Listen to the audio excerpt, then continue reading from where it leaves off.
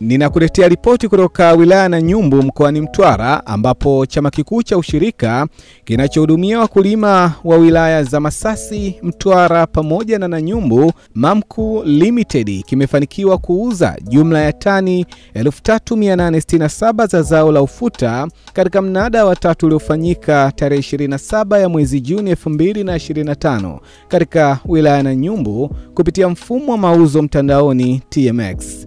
Na katika mnada huo, bei ya juu kwa kilo moja ya ufuta ilikuwa ni shilingi 2700, huku bei ya chini ikiwa ni shilingi 2410. Mimi naitwa Blenga kutoka Fadhila TV pamoja na 95.0 Radio Fadhila. Na moja kwa moja twende tukatazame kile kilichojiri katika mnada huo wa ufuta.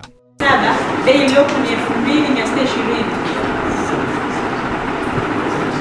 Loti namba 18 kutoka gala Olam Limited lenye tani 177, bei iliyopo ni 2630.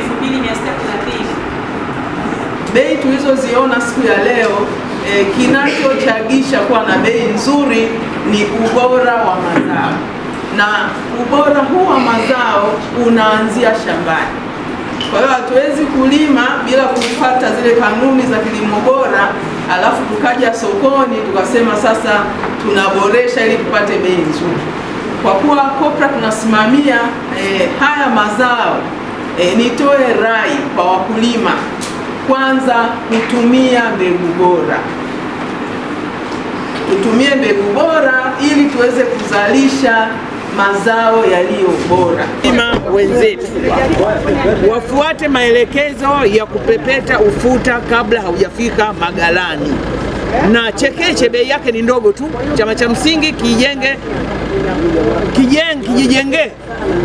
uwezo wa kutengeneza machekeche. Ipange budget kabisa ya kutengeneza machekeche kwa ajili ya ufuta. Hapo tutaepukana na kupata makinikia kwenye ufuta. Katika mfumo wa stakabadhi za ghala tunazo checkpoint 3 za ubora. Checkpoint 3 za ubora. Bora hii inaenda kwa mkulima kuzingatia ubora. Hiyo ndio checkpoint ya kwanza. Checkpoint ya pili inaenda kwa chama cha ushirika, pale ambapo wanapokea mazao haya, kwa maana ufuta na choroko. Lazima tuzingatie ubora pale ambapo tunapokea kwenye chama cha msingi. Hiyo ndio checkpoint ya pili.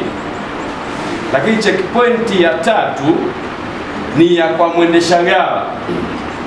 Kwa mwendesha ghala naye pia anatakiwa apokee mazao kutoka kwa mkulima yenye ubora ambao tunaweza tukauza kimataifa. Mimi jukwaa hili kuwaasa na kuwaonya, kwa sababu vyombo vya ulinzi vipo na ndio waliofanya kazi hiyo mwaka jana kubaini mapungufu haya, na sasa pia bado hajalala, wanaenda kufanya kazi hiyo. Niwape tahadhari, kama mtu atajiingiza kwenye biashara haramu hiyo ya kuingiza makinikia, akibainika kama kawaida, hatuwezi kumruhusu kuendelea kufanya biashara na sisi.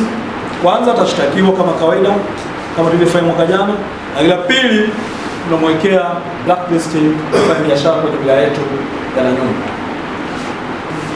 Kwa tatizo hili la bei linaanzia hapo. Na la pili, uaminifu. Na naomba nizungumze kwa jumla, sio kwenye ufuta tu, kwenye mazao yanayouzwa kwenye mfumo wa stakabadhi ghalani. Wakati mwingine tunaweza tukauza let's say tani 3000, tuseme ziko kwenye ghala moja la Mamku pale Mwingi, alafu mnunuzi anakuja kuchukua mzigo, anakutana na upungufu wa tani. Wanunuzi wanajenga tabia ya kukwepa ghala hilo. Ninaiomba serikali kupitia Rais wa Jamhuri ya Muungano wa Tanzania Mheshimiwa Dr. Samia Suluhu Hassan, ni msikivu sana. Kwa upande wa korosho, wakulima wa korosho anawatendea haki kwa kuwaletea pembejeo, lakini wakulima wa ufuta wanaingiza fedha nyingi serikalini, na ufuta umeingia kwenye mfumo wa stakabadhi wa ghala. Ninamuomba Rais wa Jamhuri ya Muungano wa Tanzania aweze kuwafikiria wakulima wa ufuta, nao waweze kupata pembejeo muda stahiki ili waweze kuongeza mapato.